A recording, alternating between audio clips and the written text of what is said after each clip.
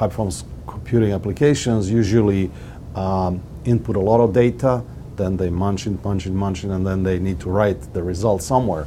And that's usually done at a very high rate. So in the first case, it is latency. In the second case, it is the bandwidth required.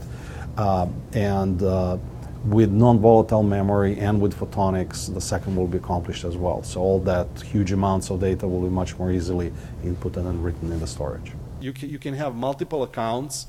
So he picks up this Chimmy account. You can see there's description. It's running on EC2. He can pick up other account that where he has it specified on HP Cloud in this case. Then he can look at different files that he will run. In this case, it's Chimmy, which is one of the packages. He can edit those. And he can look at different files where he stored different things. He can again edit these things.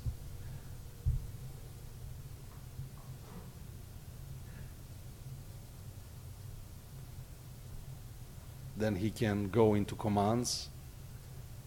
It preserves all other commands that were run in the past. So you can search for commands. Sorrel sometimes forget, not always, but sometimes. So he can search for what he did last time. Here's a command where he can specify a number of things. So he can choose that sampling. Then he can choose which input sequences in what format to run.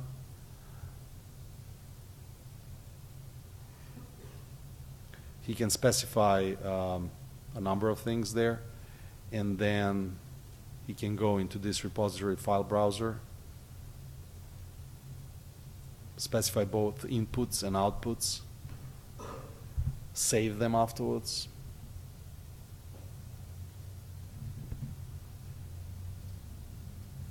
Create a new folder where he will create new results which will be stored.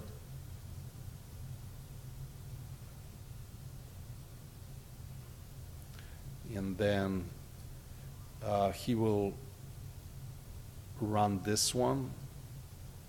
He will specify the name of the job that will be run so that later on he can refer to that job. He calls it core analysis on EC2. And he will also request that once it's complete, because he likes to do IEEE business while running his scientific applications, he requests email to be sent, which he'll read from his iPad. And then he goes to this activity history and looks it up there. It's already started running, and it reports result how it goes. So far you can see all aspects that were important were really this Chimmy application specific. So he didn't really have to care much other than knowing he would run it on Amazon or he would run it in HP Cloud. Now he goes to Swift storage and he wants to see results, whether he came up with a breakthrough innovation there using his science or not.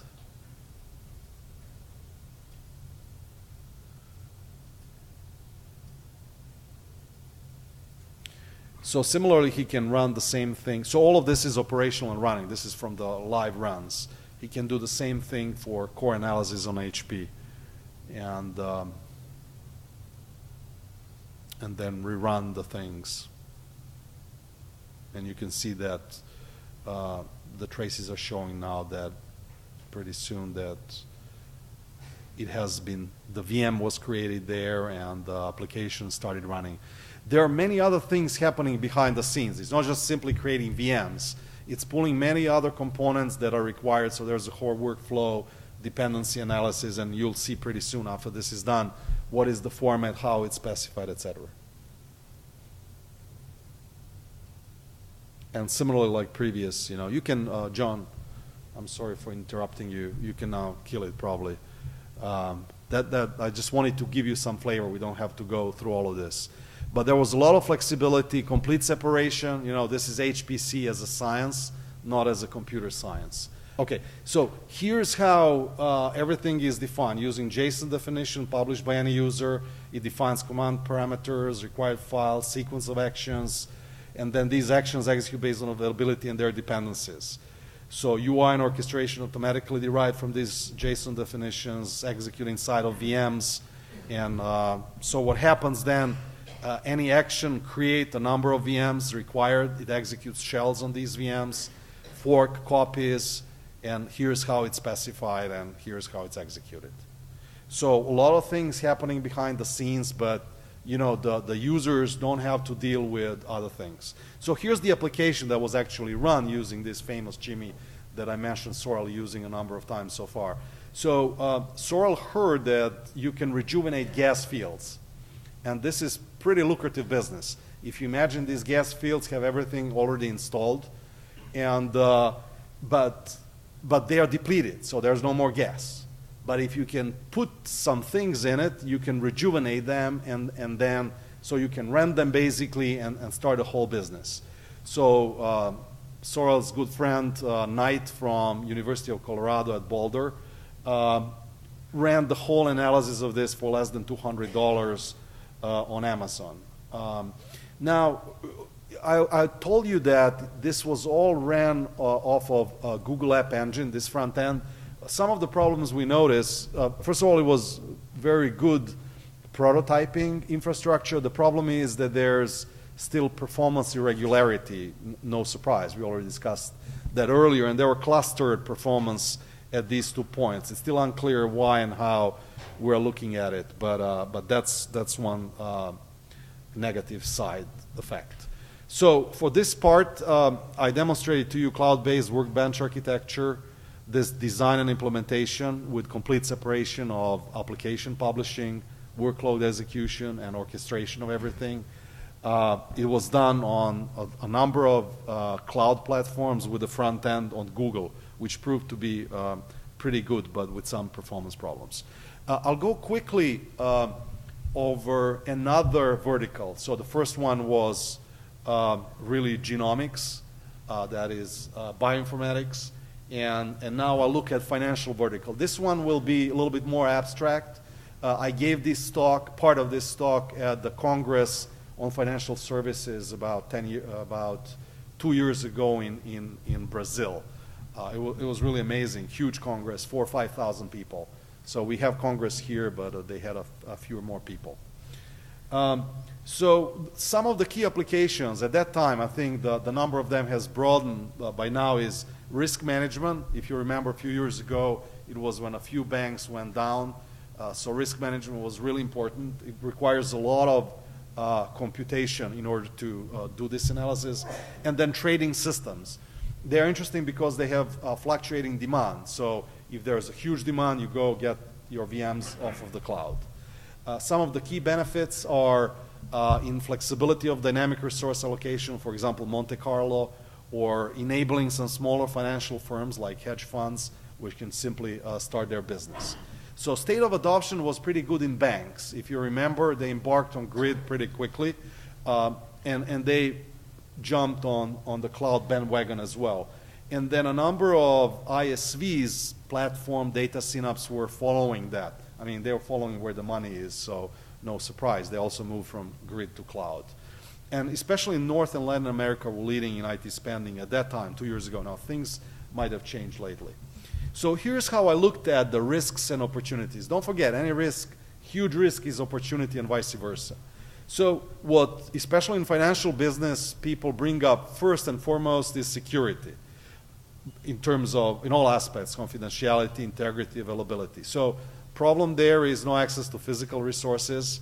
It's running somewhere, and a famous example is, I think I mentioned earlier, when a site, whole data center was brought down because someone was running pornography business, child pornography business off of that. Government came in, shut down the whole data center. Now, if you happen to run your business there, you're in trouble, especially if you didn't replicate at others. So you are at the mercy of others, but you got to live with that. There's multi-tenancy. You're hoping it's protected. There are different security models. At the same time, the positive aspects are data in the cloud really reduces exposure. Someone else is protecting this whole data center for a number of users. They can afford much more than you can if you're running a small bank. Because it's running in the cloud, you already had to take care of this regulatory compliance. You have to automate security management. So you already forced to do these things. It's not like I'm going to do it tomorrow. You just have to do it because you're running the cloud. You're exposed to that. Now, regulatory compliance is a big deal. As a part of Open Cirrus, and I'll talk a little bit about that later, I was exposed to horrendous issues with lawyers about privacy, export rules. Open Cirrus is running in all geographies, so we have to take care of all of that. Really, really big issue. But again, because it's automated, it's already in place, these choke points are there, so you can simply use them. Utilities, performance, availability, business continuity, same aspects as that performance non-predictability we discussed about interconnects. Complete lack of QS or very poor ones on a negative side. On a positive, there's a marketplace of service providers. If you're unhappy with one, you can go to the other.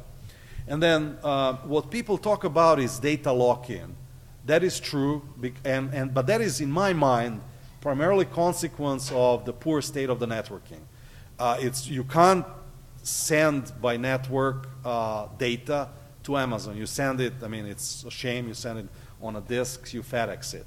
But once networking improves, and there's a lot of promising optical networking research, the things will improve. So I had my thoughts about this financial service predictions, but I looked at what analysts say, and then my comments are below. So banks will focus on delivering information to user. You've seen that from introductory slides. Huge opportunity for analytics, data warehousing, all are really important for cloud. Risk compliance and regulation will be important. Again, huge consumer processing, excellent for cloud. New business models, there's a long tail of services, again, similar case for cloud. Lower tier capital firms will rise, same like equivalent, same like startup equivalent, et cetera, et cetera. I'll tell you just a little bit about Open Cirrus because I'm the managing director thereof. It was started about 4 years ago. We had 15 sites. Now some are gone in the meanwhile. A couple of them, 2 new will join. It started at that time by HP, Intel, and Yahoo. And then some well-known universities like UIUC, Carnegie Mellon, Georgia Tech in United States, and then Karlsruhe and CESGA, Spain, Russian Academy of Sciences. And then in China and Asia, it started with MIMOS Malaysia, ETRI Korea, and IDA Singapore. But then the last to join were China Mobile, China Telecom, and Chinese Academy of Sciences. We're trying to revitalize this. We're looking at more interesting businesses. But what is interesting for this purpose of this talk is when we were defining what kind of projects we were most interested in, I specified traditional HPC application as one of those that we had less interest. Not a few years later, surprise, more than half of the sites were interesting on HPC in the cloud, myself included. So that was a big miss. The motivation for not being interested was simply the case that, even though we had here 20,000 cores altogether, we're still small fish for huge scientific applications that can, easily consume 100,000 cores. There are a number of projects. I'm bringing just one where we're interested in the cloud sustainability of all these sites, and I anonymize them here because once I put it at the Open Cirrus Summit, everyone was asking, why is my site red? Why isn't my site green, etc.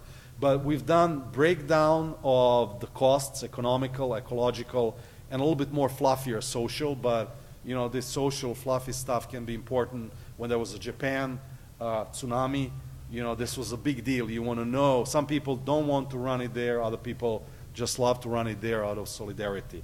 And this research project was collecting information from a number of sites in Open Cirrus, and then the real innovation was in these sustainability models, which we then filtered through various functions to either visualize or do sustainability aware management.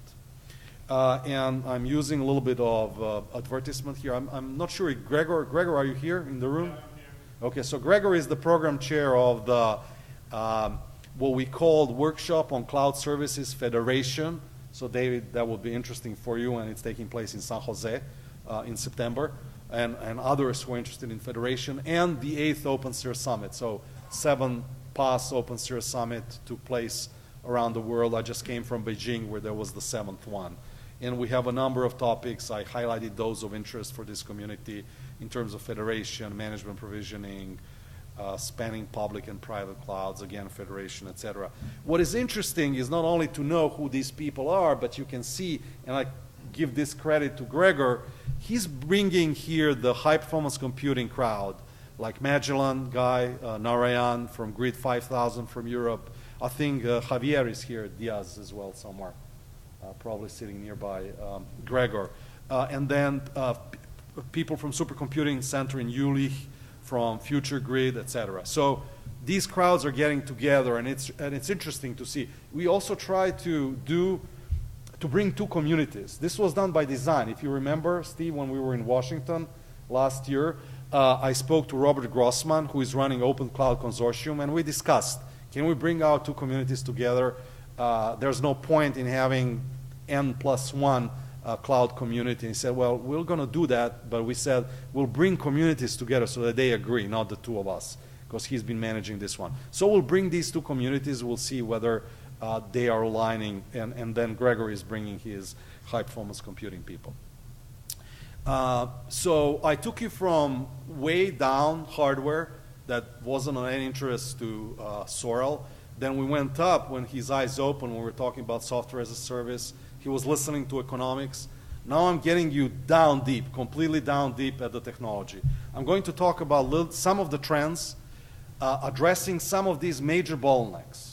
Don't worry if you don't understand slides. I don't understand a lot of them either.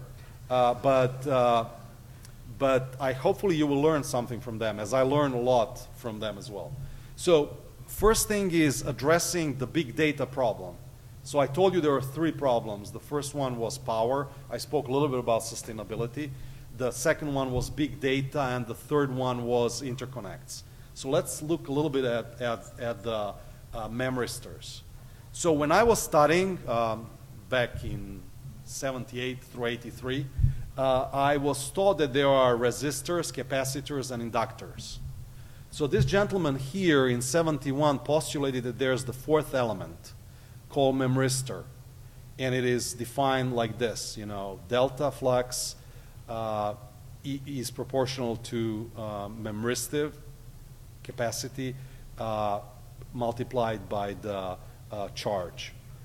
And the only thing that you can remember for this is if you put electricity through memristor, it will remember in the same way as capacitors today remember in the DRAMs and others, in the same way as core memories a number of years ago were triggered using electricity.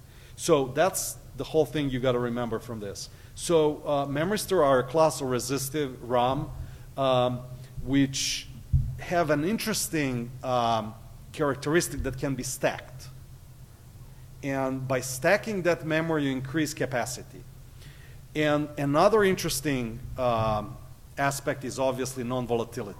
So once you put it through with DRAM, static RAM, you turn off the power, everything is gone. With memristors, they're just like inductors. They remember, just like magnetism. So they remember, and there's a huge effort within HP. I'm not going to go over it. But even if we don't succeed, there are other efforts in the world that are looking, IBM, many others are looking at it. So NVRAM, non-volatile RAM, is a huge thing. So an important aspect is that these new main memory technologies don't come along every day.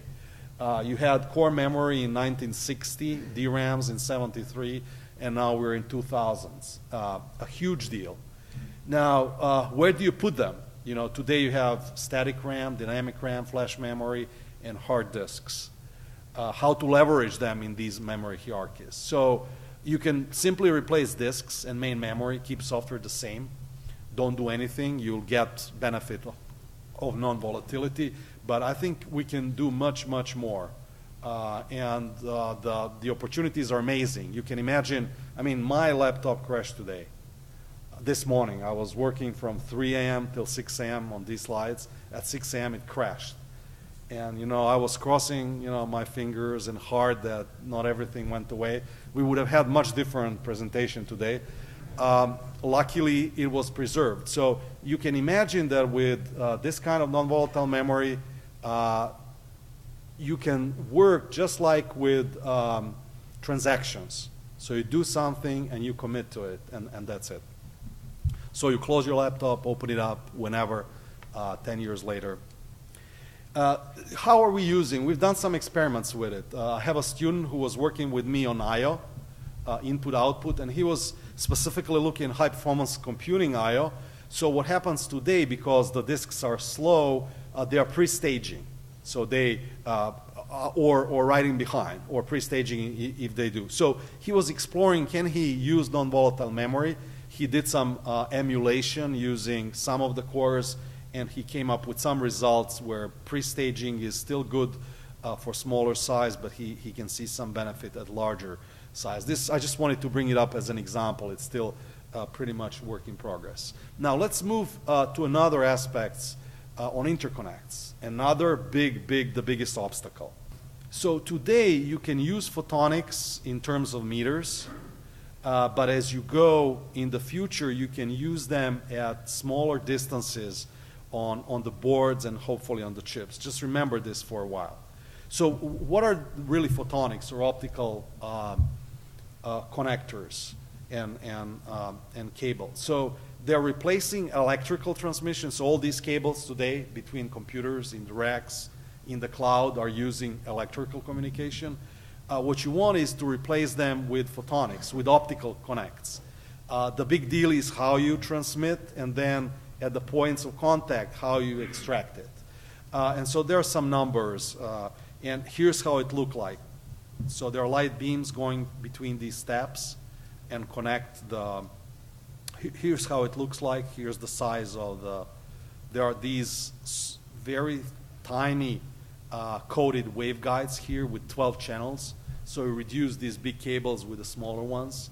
Here are these tabs where you can connect. This is how it looks like, and these waveguides.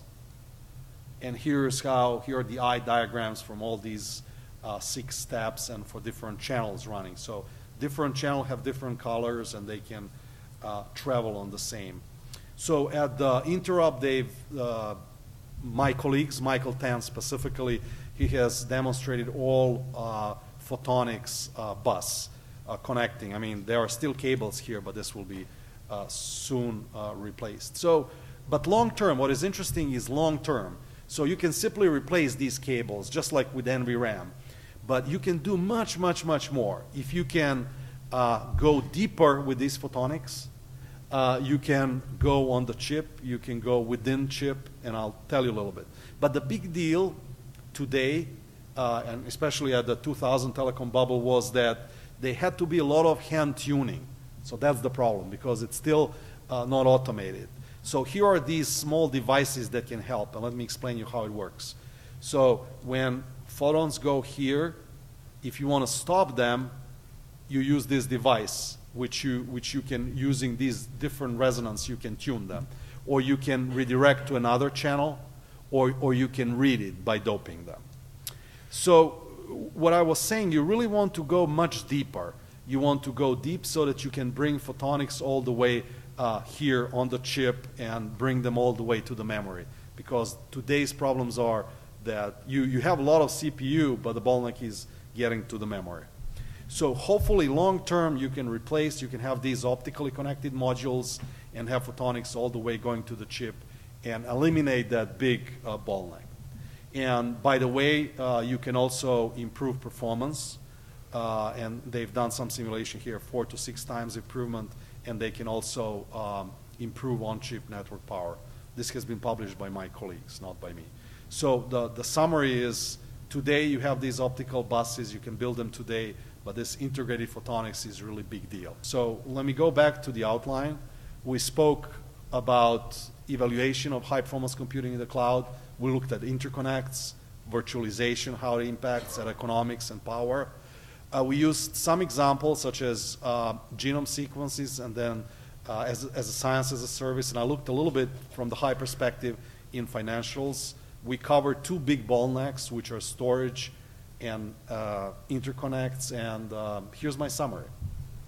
So I think that objectively that clouds are increasingly used for HPC.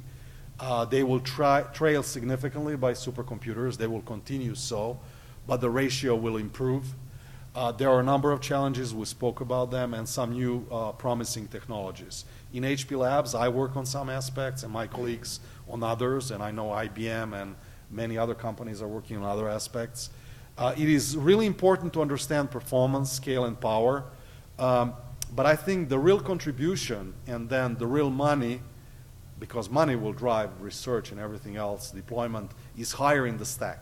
That is moving away. We will continue to develop. We have to continue these basic technologies, but you've seen they come along every 20 years or so.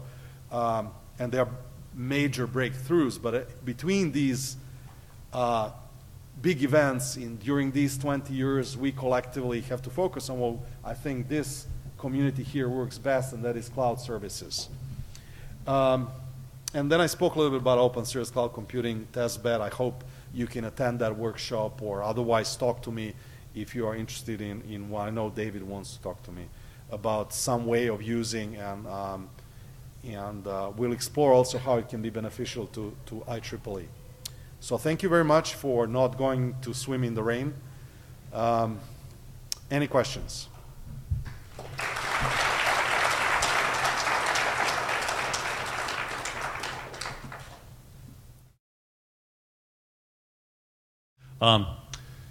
So some of the challenge of HPC in the cloud seems to be a little of a self-fulfilling prophecy in that the challenge we have, that is, in that a lot of the HPC applications are created with a sort of an algorithmic strategy that somewhat assumes the type of underlying infrastructure that you have in HPC. For example, like finite element analysis kind of gives you a one-to-one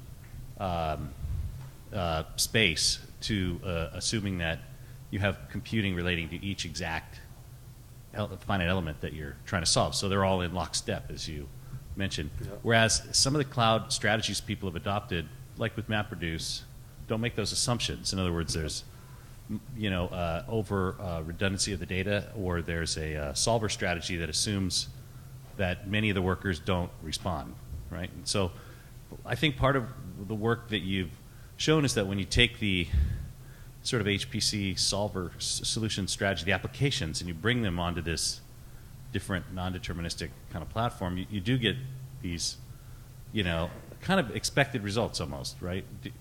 Do you see the HPC community adopting different techniques that don't make those assumptions? Yeah. That all the way from the way the application space is mapped down to message passing or shared memory interfaces, which which you're not going to get on cloud. Yeah, very good question. I completely agree. I'm not sure that HPC community as it is today will do that. I'm thinking the new problems will arise, just like you take equivalent of Innovator's Dilemma. You have one market, and that market is happy, self-fulfilling prophecy, as you said. They know what they're doing. They know that best. No one else knows. But the new problems will come in the new markets, I think, or new domains, new verticals that may be solved the other way. Now, still, definitely they are much more efficiently solved on better platforms, but these cheaper will improve over the time. So, I mean, they're already talking to take example of Hadoop and MapReduce. They had like 3 times redundancy. People at CMU are looking at reducing that, just like they've done with RAID. Actually, the original RAID innovator, Garth Gibson, is looking at it. Can he do better than that? So you start very cheap. You throw a lot of hardware, but over the time you improve it and you go up the stack. So that's one thing. Another extreme is what is happening with exascale. Now they are thinking about completely new areas which weren't possible to solve with today's computers, but that's all the way up. So it's not in the direction of the cloud. But philosophically, when I think about it, I don't see any reason, why you can't just take supercomputer and put it in the cloud. It's just business. If there's enough people who need them, you just put it there and people access it through that interface. Thank you. Thanks for asking. Well, you mentioned that you won't talk about the GPU for the HPC in the cloud, but I'm kind of interested in that. So still, I would like to hear your opinion about whether the GPU will play a key role for the HPC in the cloud. Another related question is, to my best but likely outdated knowledge that some major virtualization software company, including like the VMware, does not support the virtualization over GPU, and also there's several kind of GPU cloud player in the market, and but still based on my current knowledge, there's no virtualization over there. So another related question is, do you think the virtualization will be necessary for supporting the HPC in a GPU accelerated cloud? Okay, thanks. Okay, so the first question was whether there will be key player. I think they already are. If you go to Amazon, you can already access GPUs. Whether they will become key player, I don't know. The market will tell. There's this catch-up game. NVIDIA does something that Intel tries to make up with their solutions in the future. So who will win that? I don't know. I'm not making prognoses. I've been actually talking to both sides within the other projects, but it's speculative who will win it. Whether virtualization is needed on GPUs, I'm not sure that it is, because when Lil Dan, naive Dan thinks about it, there are so many GPUs, so you just grab them. I'm not sure what is the purpose of virtualizing them. You may know that answer better than I do. So it's just like many cores. When you have them, you don't really need to virtualize cores themselves, but if you have, socket with many cores, then you may want to run multiple VMs on them. But I don't know, maybe some other abstraction for that reason. I think what is more interesting in my mind is the virtualization support in the hardware. There was recently talk by Ed Bunion in HP Labs. I'm not sure if you know him. He was Mendel Rosenbluth's student, and he was one of the founders of VM. He was the one who dropped PhD and founded VMware, and now he went back and got his PhD later. So he provided a lot of insights into their design choices at that time, implying a lot of assumptions about those types of virtualization, hosted, symmetrical, etc., and how they would have not done some of the things had there been virtualization support. But it's again chicken and egg. If they haven't done that, Intel wouldn't have put and others virtualization in their chips. So I'm not sure that I really answered your question, but I danced around it. My question is regarding the different workloads. In HPC, there are different kinds of workloads. Do you think that all of them are suitable for the cloud, or do you think that there are workloads that will not work well in the cloud? When you think about, for example, read-mostly workloads, they probably work well with MapReduce approaches. But when you think about scientific experiments, you have a phase where you have to collect lots of data, and these are write-intensive workloads. So do you think that the cloud also will work for write-intensive workloads? Yeah, so I'm not sure that it's really about read versus write as much. I think it's more about how chatty or how much those parallelized components communicate among themselves. Obviously, I didn't pay too much attention here to I/O, but I think what we focus on here is when you parallelize it, these components, how much do they talk? And if they talk a lot, then they are not best suited for the cloud unless in the cloud you have similar interconnect like in supercomputers. Obviously, I/O is another problem you would have, and file systems. And so read versus write, you're probably more talking about transactions on the right side. When I know about HPC, you read a lot of things, then you munch it, then you write something, and then you continue, and then you write again. And they use parallel file systems, and There's Luster and others, and HP and others have investments in them. So I didn't pay too much attention to storage here. That was my focus, and I think most people are concerned with that. Storage is the second problem, also important, but I guess once we fix this, then we'll be exposed with others. So basically you said that you start with the low-hanging fruit, with the workloads that easily work in the cloud, and then you see what you can do about the other workloads. But you don't think that right now you can do all of HPC in the cloud, right? Well, we focus on this problem. I understand that storage is a big problem as well, but like this is required, the other is desired. Okay, thanks. Do you think that migration to HPC might be an interesting scenario? Because there are lots of applications right now which might need to be migrated to the HPC or cloud, which actually are being now legacy kind of application sort of thing.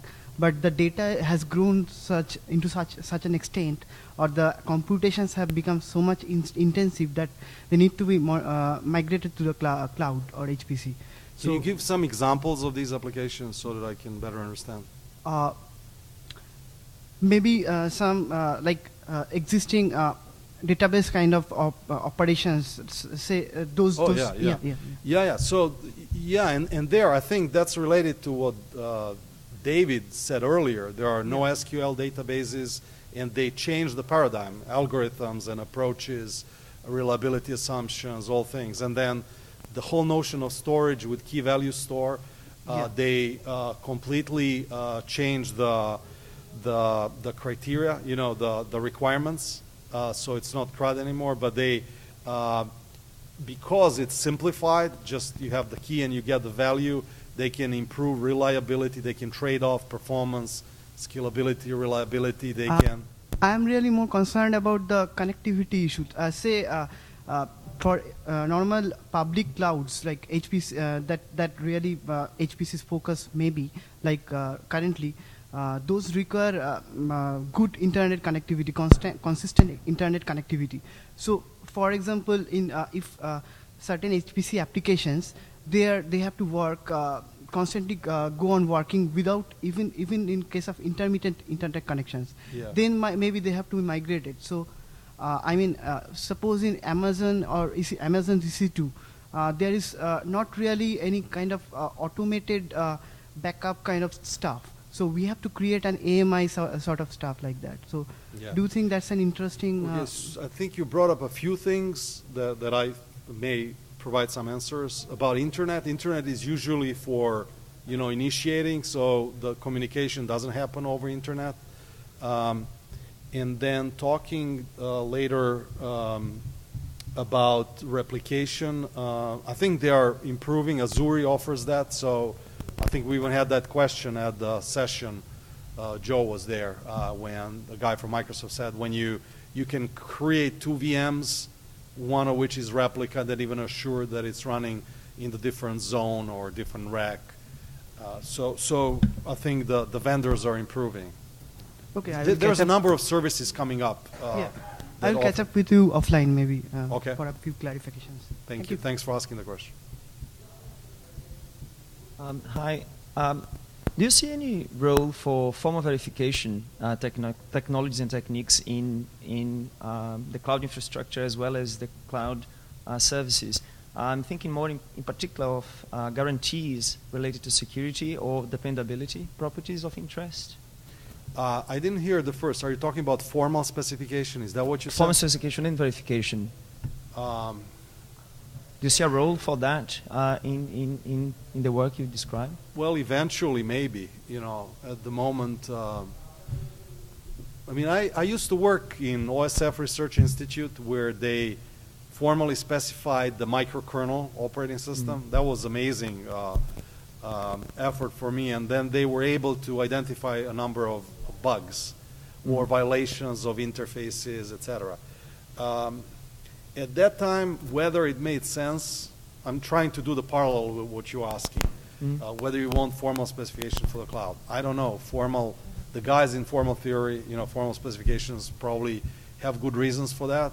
I think it may be too early It's not even yet I mean, it is business. It's good business, but I mean, I'm I thinking don't in know. particular about security when you could give some Yeah. guarantees Security, definitely, yeah. associated to Yeah. it, and That therefore, definitely, yeah. it's a more definite answer.